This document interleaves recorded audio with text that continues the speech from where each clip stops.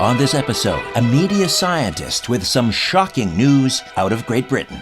The Queen is dead, but the lid is being kept on this secret until the House of Lords can decide who is the legitimate heir to the throne. You've got no decision, a stalemate in the House of Lords, and they all decide, look, keep the status quo. Everybody would agree on that, so we replace it with somebody who would be either an absolute body double, a doppelganger, or they could go with clones, they could go with robotoids, synthetic automatons, who knows.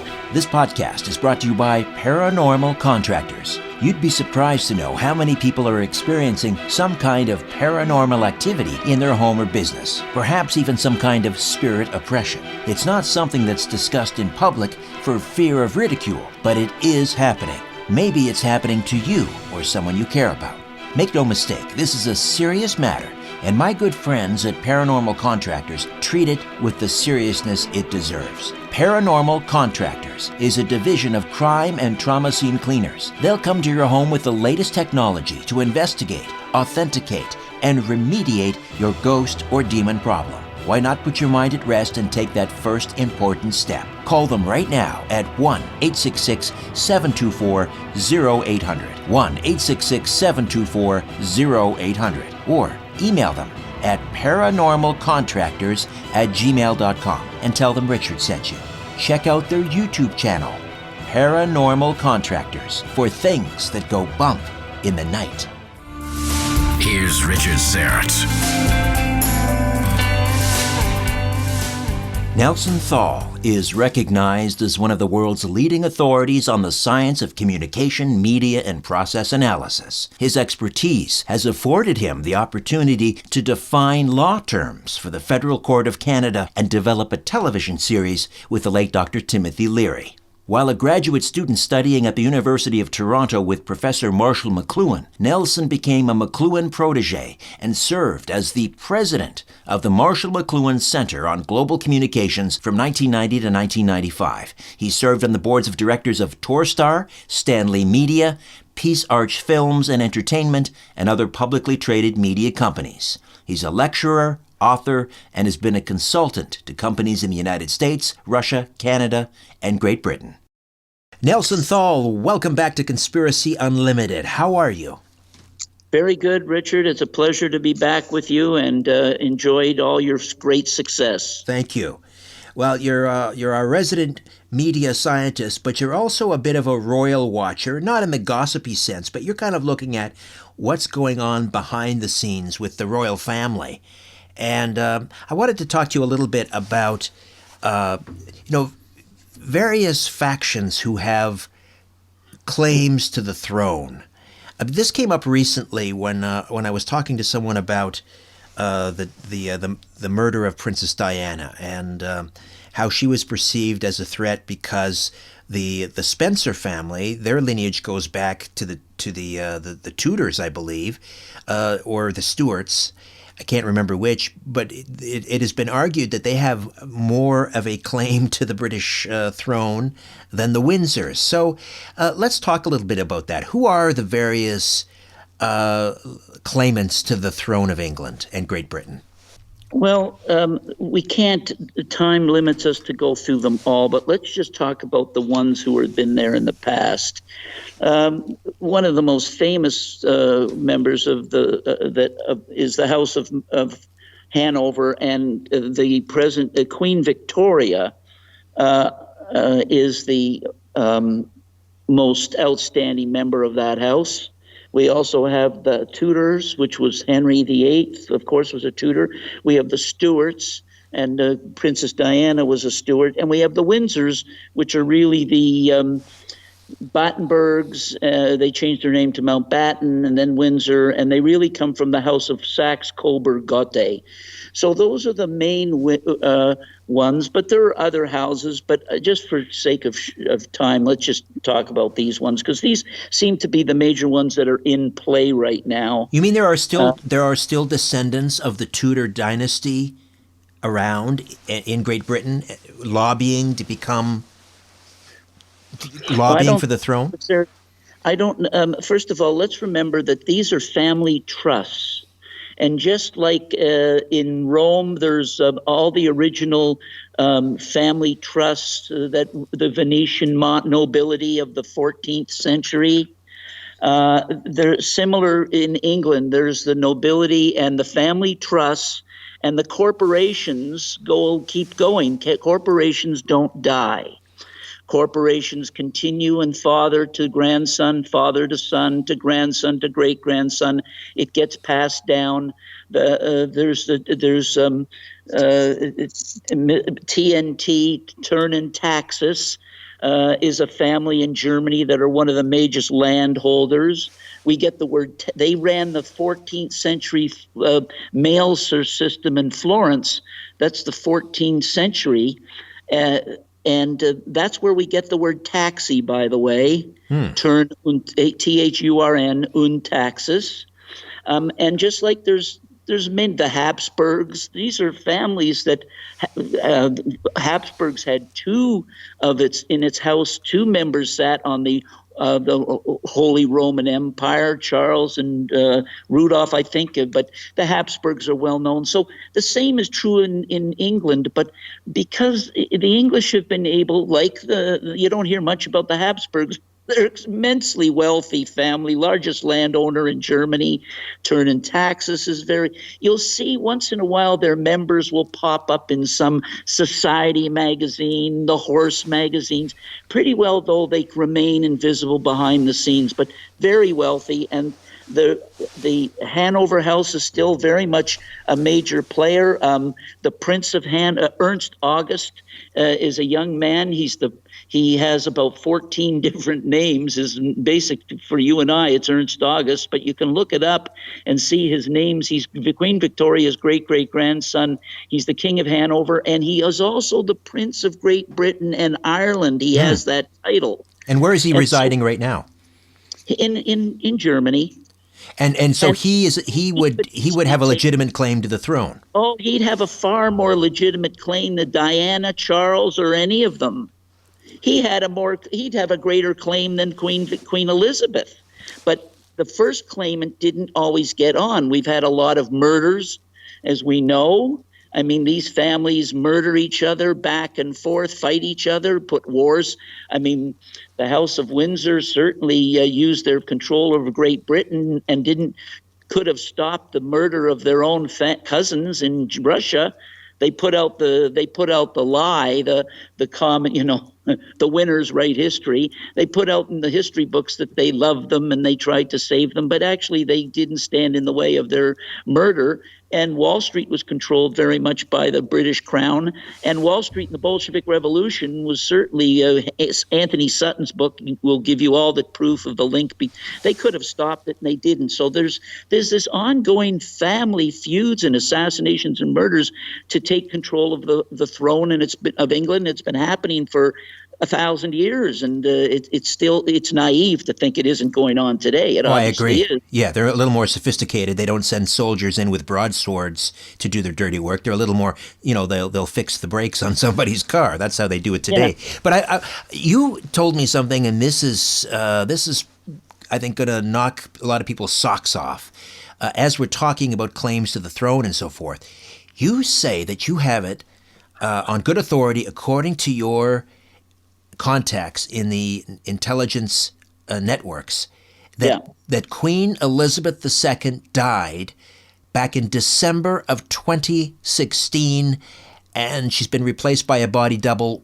Tell me about that. Why? Why would they replace her and not announce the Queen is dead? Let's leave the body double out, because let's leave the body double thing aside for a minute. What I said was the Queen died now, December, and it was announced on her website. And of course, as people who follow state secrets that the ruling elite hope you don't learn. By the way, we really spend very little time on conspiracy theory. We're very much involved with the state secrets and following the state secrets that are kept quiet. So when you look at what's been going on, the fact that the Queen died and what's been happening since, it's very, very evident that if those facts were false, there's a lot of dots that lined up with it that wouldn't have lined up had it been false. Well, first of all, let me ask you. You said that it was announced on her website. You mean someone accidentally told the truth and then they pulled it down? Absolutely. Now, do we know? Did someone grab a screenshot of that and preserve Yeah, it? there's screenshots of it. I can send you her death mask, and there was a screenshot, and it was announced that she died. And then they put it up and put it down. It's almost like, look, we've got to make a public announcement, but we're not going to let it go for long, right? And we've seen this with court documents filed in Chicago that Sherman Skolnick's opened our eyes to and got copies of. So that's what happened. So she died, and the question is, long before her death, there were petitions being made to the House of Lords, because the House of Lords is the one who chooses and decides on who's to be the new monarch, along with their advisors, of course, and the Privy British Council. Crown. The Privy Council. The British Crown and the House of Lords. There's a number of groups that are historically involved. And they've been watching and studying, and they've been petitioning the House of Lords for years. I mean, by the time the Queen started to hit age 80, which was 16, I guess, years ago, the House of Lords have had lawyers from the Windsors, lawyers from the Hanovers, lawyers from the Stuarts, and some other houses we don't need to go into and complicate it, petitioning them to point out that they have a first claim or they have a second claim or whatever. And certainly the Hanovers are the ones with the primary claim. So the idea is when the Queen died, as you say, in December of 2016, the House of Lords didn't know who to choose, so they decided to just pretend like the Queen was still alive to buy them time. Well, it's not that they didn't know. It's just that House of Lords was very much like the House of Commons have been in the Commons in England, in that they're stalemated over the Brexit, and they were stalemated. No one person had a majority. So you had maybe one guy with 40% and another guy with 40% and another guy with 20%. But the thing is, you can't share the throne. So the guy with 40 can't get together with the guy with 20 and take the throne, unless there's a deal done, a good deal. And I'm sure maybe that might happen. But right now, you've got no decision, a stalemate in the House of Lords, and they all decide, look, keep the status quo.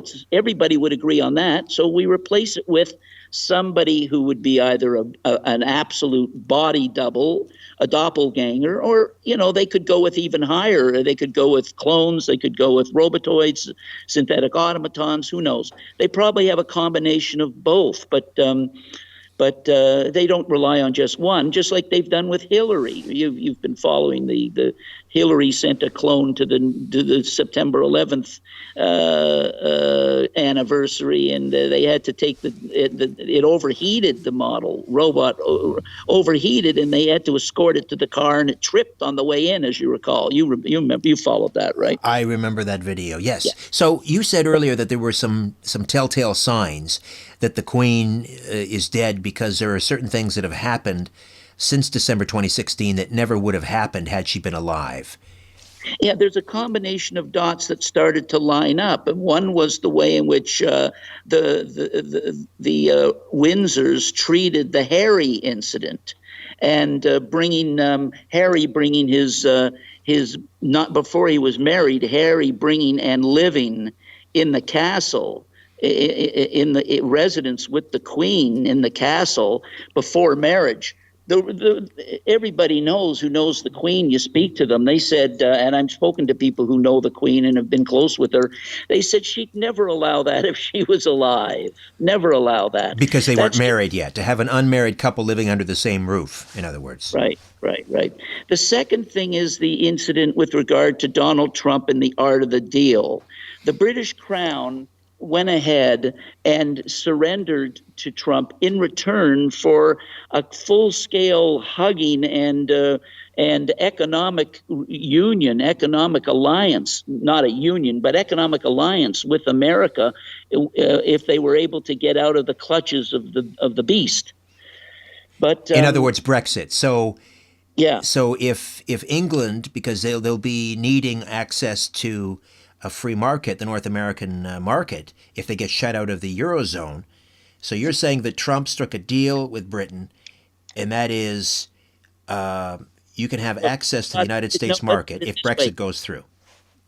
It's really Trump did a deal with them, but it's they who needed the deal rather than him. Right. But he wanted them to stop the war, the ancient quarrel in modern America, as McLuhan called it, and stop the war because remember, Cornwallis never surrendered to Washington, only to Lafayette. They've been keeping the war going, and you and I have gone through many shows showing that. That's a prerequisite to what we're talking about. Right. Just for those kind of joining us near the end of this movie, the idea is that since King George III lost the colony back in 1776, England has been desperately trying to get it back through various means, including mostly warfare and subterfuge. Right, and in assassinating the president in 1963. Read Skolnick's article on the 7 presidents assassinated by the British Crown.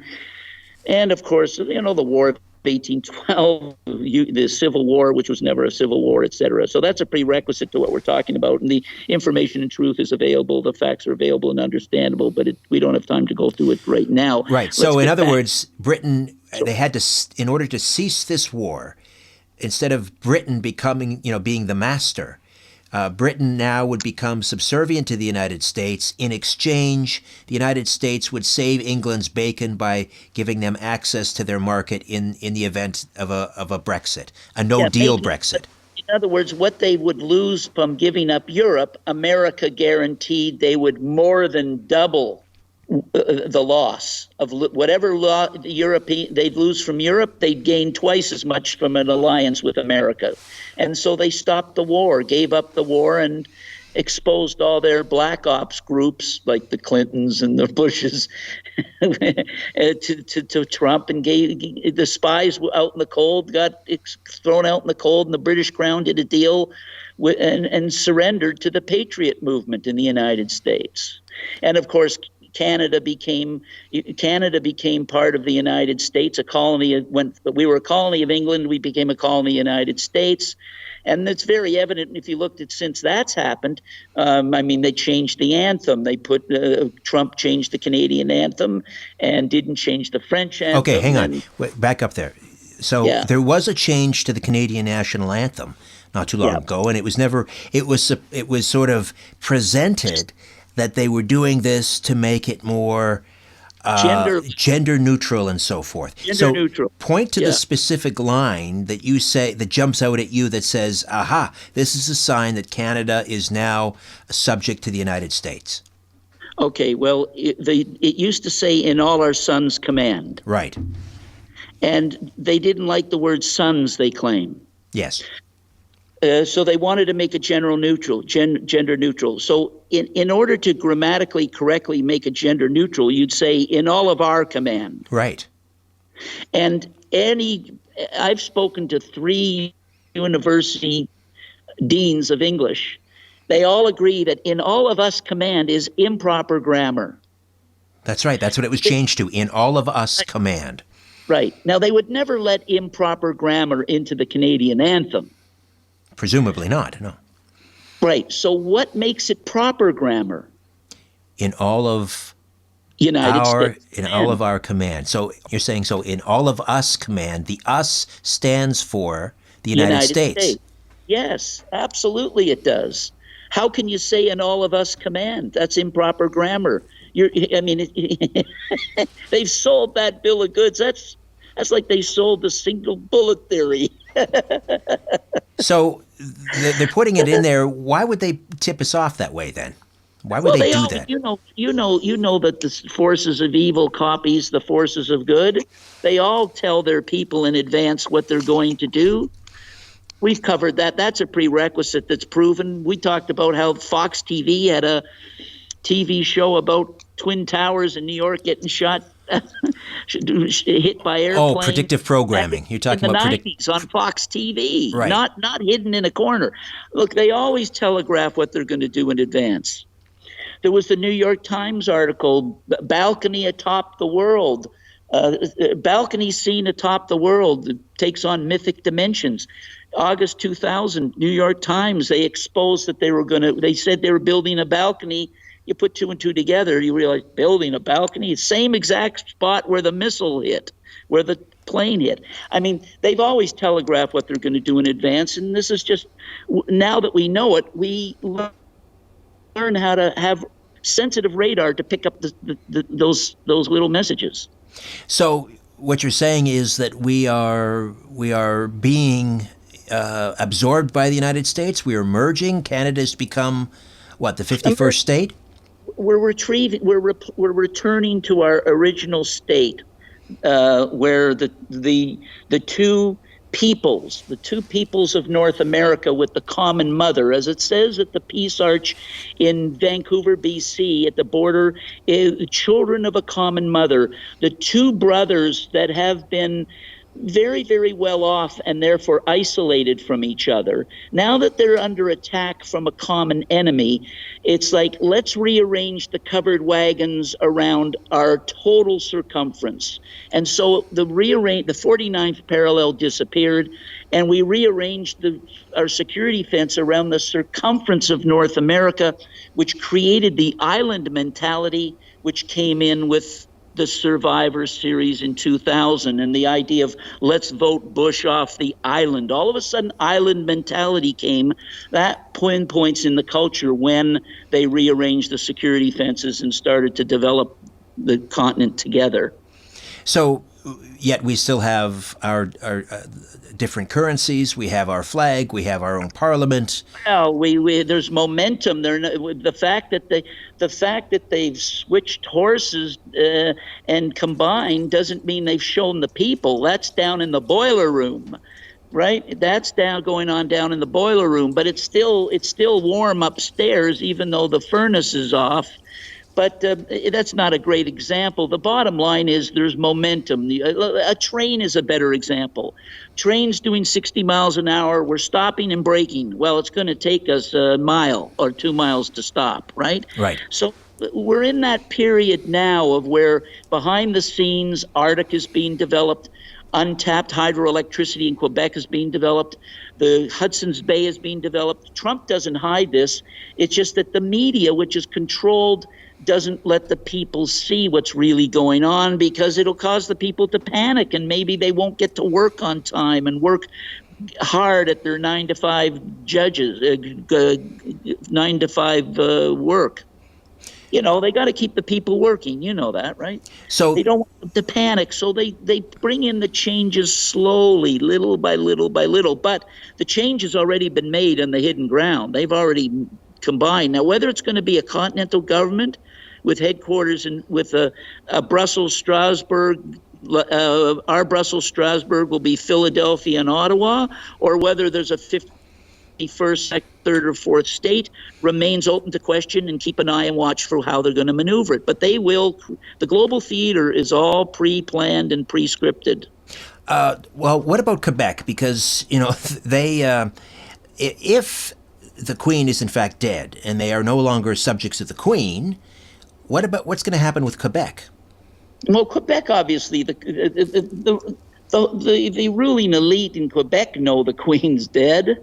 They're obviously they may be talking to Trump already and done an art of the deal with him. Get their language rights ensconced within an amendment to the U.S. Constitution. I'm sure Trump has the power to change the U.S. Constitution now to include. I'm sure America, the Congress, if they were told, "Hey, Quebec wants to join us. We're going to have all that electricity that we've got to pay for now. We'll develop it and it's ours." And in return, we give them a state and language rights, protect their rights in Quebec, French rights. I'm sure Trump and Congress can do a deal. They're not stupid.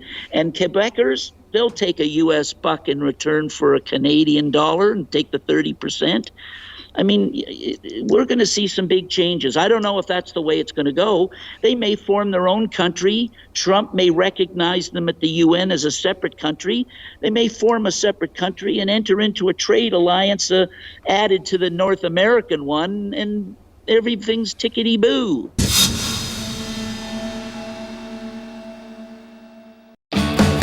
Let me tell you about 3 simple letters that do so much for the body. CBD. Pharmaceutical companies are racing to pass legislation so that CBD non-psychoactive oil will not be available to the public. And I think you can figure out why. Now, here's the thing. CBD oil from Ancient Life Oil is made from organic, non-GMO hemp, and it's blended with 3 different oils for maximum absorption. If you have fear, anxiety, or stress, why not have some CBD from Ancient Life Oil? A little bottle can be a big relief. Join the many people who've experienced Ancient Life Oil. Log on today at ancientlifeoil.com and discover the newly reduced prices. Ancient Life Oil passes on their savings to you. Ancient Life Oil, the Ferrari of CBD products.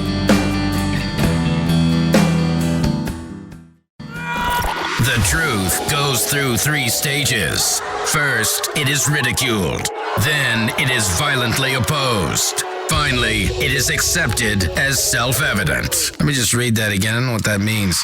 Conspiracy Unlimited with Richard Serrett. Media scientist Nelson Thall is here discussing the Queen, Canada, and the United States. Would there be a formal announcement at some point, or would we be basically a country in name only? In other words, they'll never tell us. We'll continue to use our own currency, and we think we're a country, but in effect, we're not. Richard, look, Richard, in Europe, they had many, many nations with many, many separate languages, and they put together a continental government and a continental currency. We have only 2 nations and no language difference. Do you think it's going to be, if the Europeans did it, it's called the EU. Don't you think they could do it here? Come for sure they could do it. They could do it. And they worked hard at doing it. Watch how they did it in Europe. They started in the 50s. In Europe 1992, they picked it up in 92, and then they brought in the currency in 2000. They can create the disease here in order to offer the cure and bring in either a continental government, as I say, Brussels, Strasbourg. Our Brussels, Strasbourg will be Philadelphia and Ottawa, or they'll bring in separate states, but it'll probably copy what was done in Europe, and so we'll have a continental government with a parliament in Philadelphia, and the Americans will elect members to Congress. I mean, the French elect people to their government, and yet the British elect MPs, and yet they send Nigel Farage and other parties to the continental government. We'll do the same thing, that's all. And we probably will go with a single currency after they bring in the continental government. It's very easily done. Now, you talked about creating the disease in order to offer the cure, and the cure would be continental government. So let's imagine then what the disease might be. Because right now, it seems like we have a federal government intent on collapsing our economy, particularly the energy sector. That's the disease they'll create. First of all, I think that this whole Jody Raybould is part of the creating the disease to separate Quebec, the Laval, and SNC.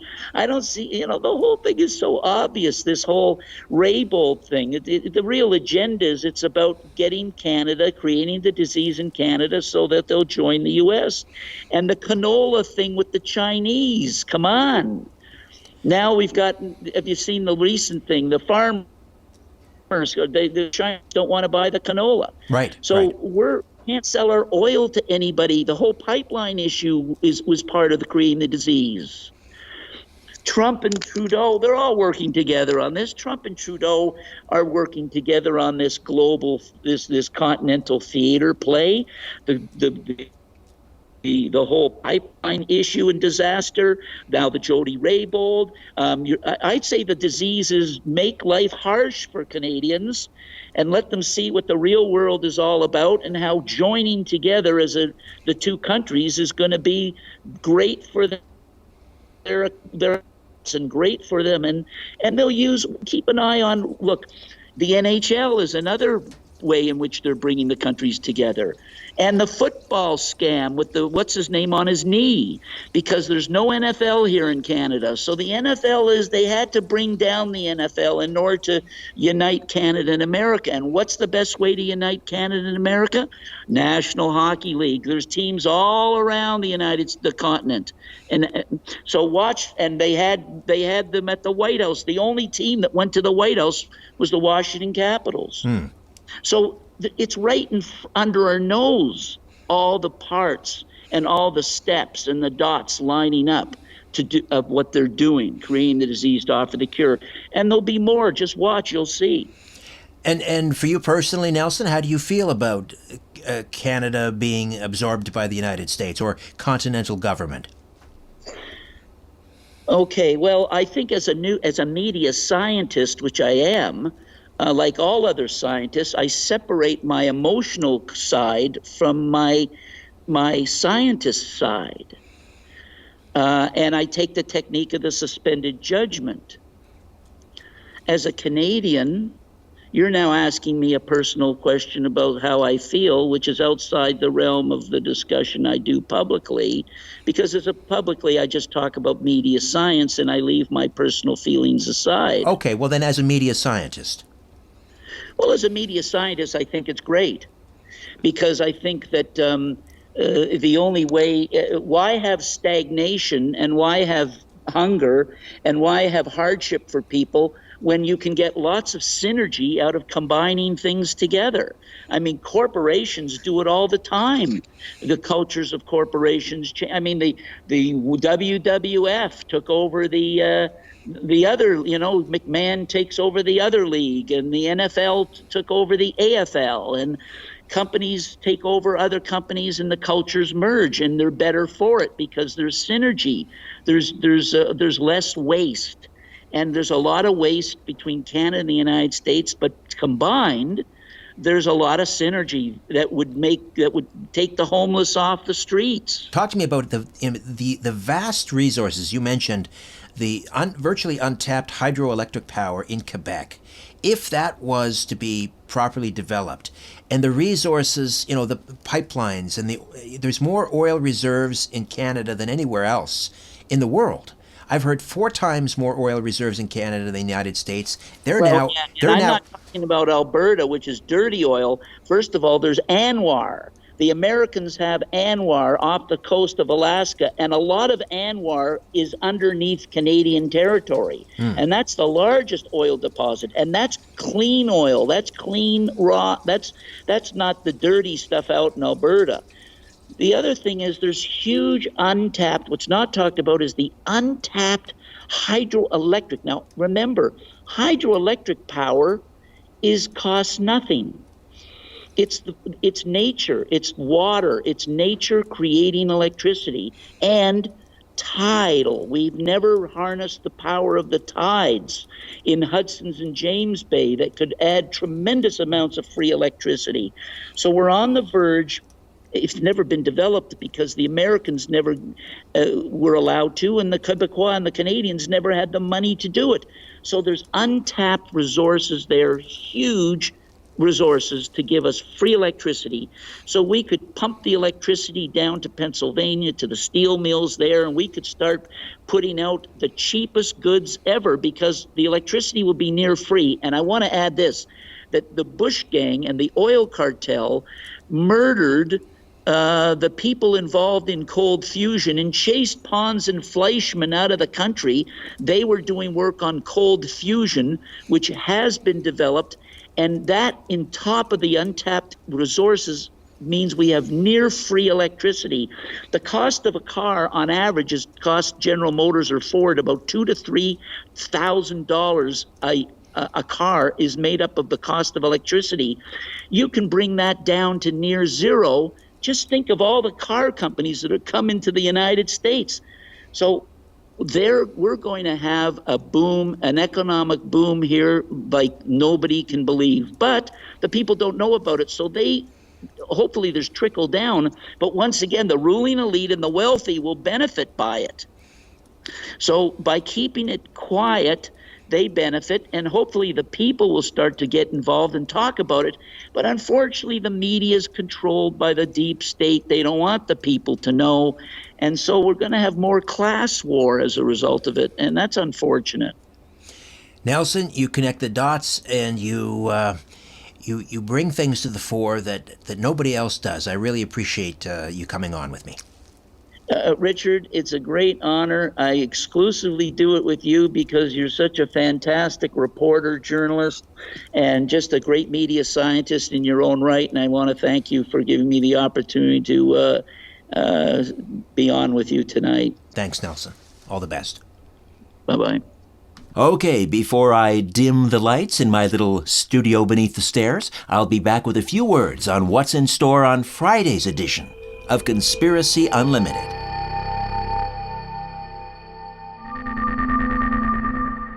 If you're a fan of this podcast, or my weekly radio program, The Conspiracy Show, or my YouTube channel, Strange Planet, I hope you'll consider becoming an official donor. A donation of $50 a month places you in the Star Chamber. $20 a month is the Whistleblower tier, and a donation of just $10 per month makes you a truth seeker. Star Chamber and Whistleblower members can participate in an exclusive monthly online chat or video conference with me, and all donors are entered into a monthly draw for Strange Planet merchandise. Any monthly amount is welcome and greatly appreciated. Since YouTube demonetized my channel, I need your support more than ever. To become an official donor, go to patreon.com/Strange Planet. Coming up next, the strange story of how a tall, hairy creature terrorized a small Missouri town during the summer of 1972. Almost your classic, villagers with pitchforks. I mean, I've just tried to imagine that scene in my mind, and them coming up the street, and some of them were armed, and, not uncommon for people living in rural areas to possess shotguns and things. And I guess this was alarming enough to where some of them grabbed their guns and headed out of the house. And I think they all sort of converged together and as they moved towards Marzoff Hill, then you've got the Harrisons fleeing the scene. And that just added to this whole mob crazy mentality that was going on just so quickly. Until then, I'm Richard Serrett. So long for now.